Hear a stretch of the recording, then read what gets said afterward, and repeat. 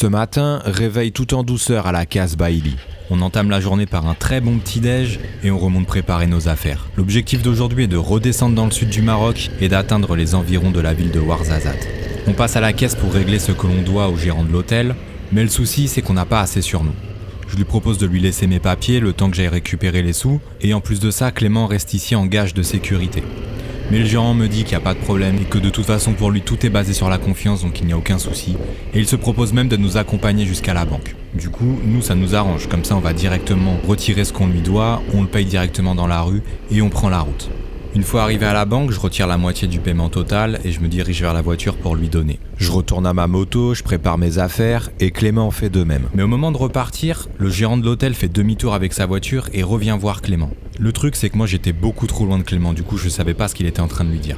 Mais en gros il était en train de dire à Clément que j'avais pas donné ma part et qu'il manquait du coup la moitié du paiement. Clément, sans trop chercher à comprendre pourquoi, lui redonne la moitié du paiement et Mr Saïd, pour ne pas le citer, disparaît aussitôt. Clément voit que je réagis pas forcément, du coup je pense qu'il cale l'affaire de son côté aussi. On reprend les motos et on décide de partir. Ce n'est que plus tard dans la journée en discutant entre nous qu'on s'est rendu compte que cet enfoiré est parti avec 1 fois et demie la mise. Le mec nous parle de principe, nous parle de confiance et nous entube comme ça gratuitement, c'est le genre de truc ça me fait péter les plombs. Du coup, sans pour autant ne rien attendre du coup de fil que je vais lui passer, j'arrive à l'avoir au téléphone. Il commence à bafouiller, m'expliquer qu'il y a peut-être une erreur, qu'il va regarder, ceci, cela, et au final, en le rappelant, on tombe même plus sur lui, le téléphone est coupé. Bref, on n'épilogue pas sur le truc, on sait très bien qu'on s'est fait banane, c'est que 70 € c'est pas grand chose, mais c'est le genre de truc, ça a du mal à passer si tu vois ce que je veux dire. Plus tard dans la journée, et par curiosité, je me suis permis de taper son nom et son prénom sur Google, juste pour voir.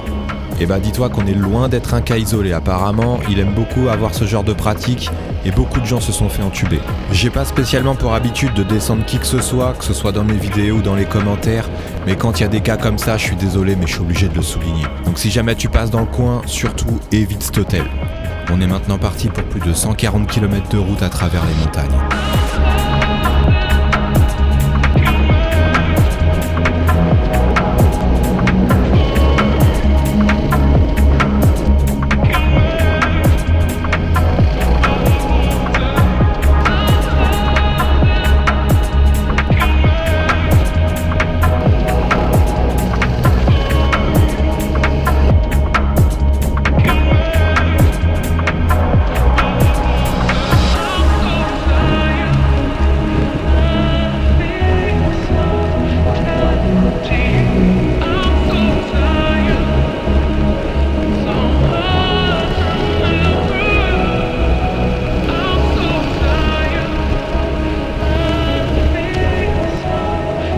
Comme je te le disais, aujourd'hui on redescend dans le sud du Maroc. Normalement les températures devraient de nouveau être agréables. On va essayer d'atteindre la ville de Ouarzazate. Je vais mieux, Clément aussi. Les maux de tête ont disparu et les nombreuses questions que j'ai en tête semblent être en suspens. C'est tant mieux. J'espère que ça restera comme ça encore pendant longtemps, parce que cogiter quand t'es en train de rouler à moto, c'est le meilleur moyen de se foutre au tas. Quoique parfois, même sans trop cogiter... Putain, qu'est-ce qu'il fait ce Ray?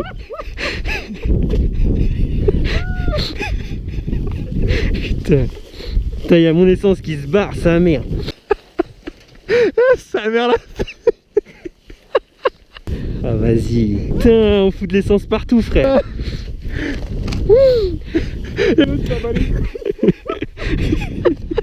Fais-moi la remettre, dépêche-toi. Putain, regarde, ça pisse sa mère. Oh, putain, je suis mort.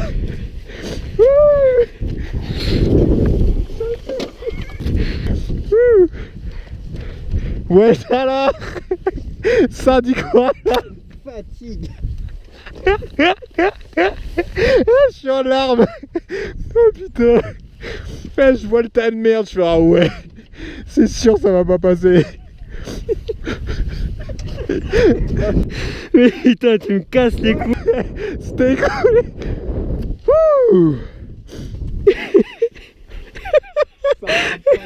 Mais...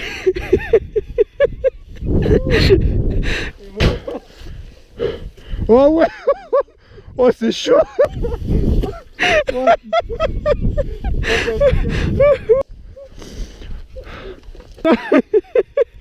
Je voulais faire une photo ici.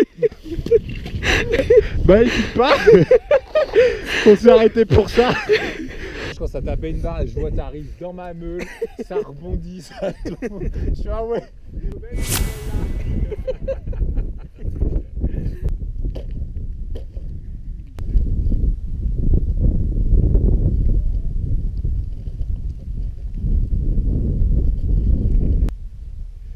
Vas-y, passe devant, je te filme. Ça marche. 3 virages après. Là, en fait, idéalement, en auto, il faudrait que je la mette par terre. Bon, avec ces conneries de base, j'avais déjà un problème de frein arrière, mais là, avec la chute, il est complètement bloqué. La roue arrière ne tourne même plus. Du coup, j'essaye de retordre la pédale de frein arrière et de régler ce problème de façon temporaire.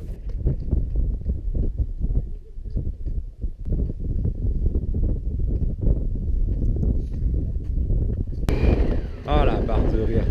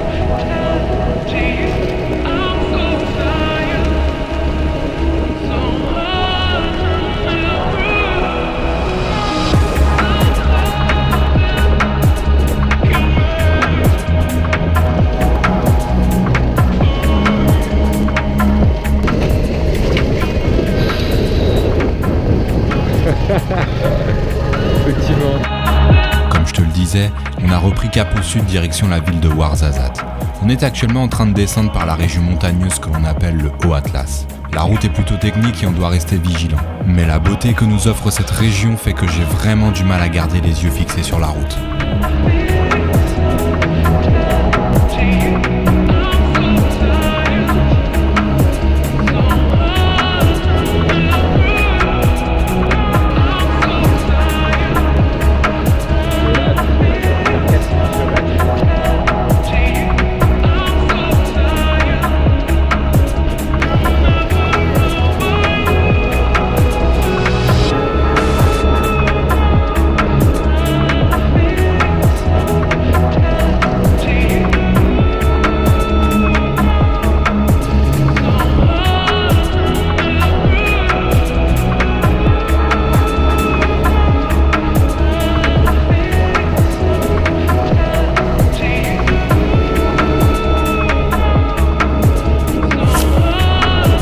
Je ne l'ai pas filmé, mais en finissant de descendre la vallée, on aperçoit au loin un énorme scintillement dans le désert. C'est ici que se trouve la centrale solaire la plus grande du monde. Avec ses 320 jours de soleil par an, ce projet sonne comme une évidence.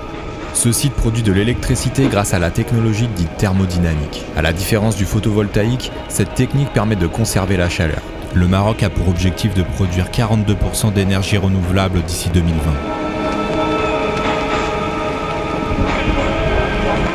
On arrive enfin à Ouarzazate en fin d'après-midi. On s'arrête dans un café pour se poser un peu et réfléchir à la suite des événements.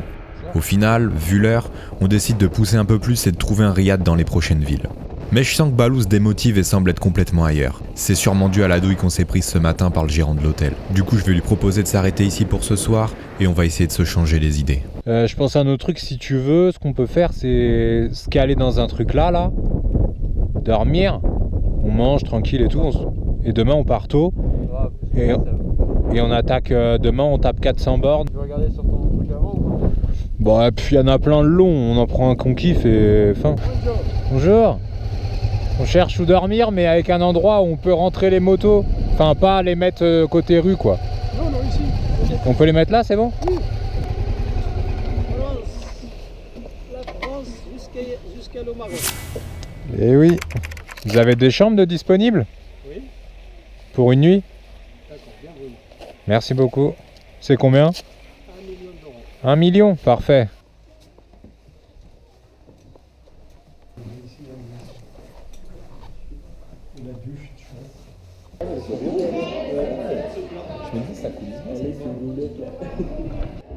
Allez, on va se coucher. Demain, ça va encore être une grosse journée.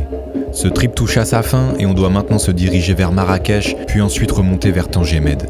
Et pour couronner le tout, il nous reste à peine 2 jours pour boucler ces 1000 km. Il ne va pas falloir qu'on traîne. Si tu veux choper ton pull, ton t-shirt, ton itinéraire, ton poster ou tes goodies, je t'invite à aller directement sur ma boutique. N'hésite pas à me suivre sur Instagram et sur Facebook, c'est là-bas que je poste l'intégralité des informations concernant ce road trip là, mais aussi les prochains road trips à venir. Quant à nous, on se donne rendez-vous très prochainement pour le prochain épisode de nos aventures au Maroc. D'ici là, tu sais ce qu'il te reste à faire. Abonne-toi. Easy.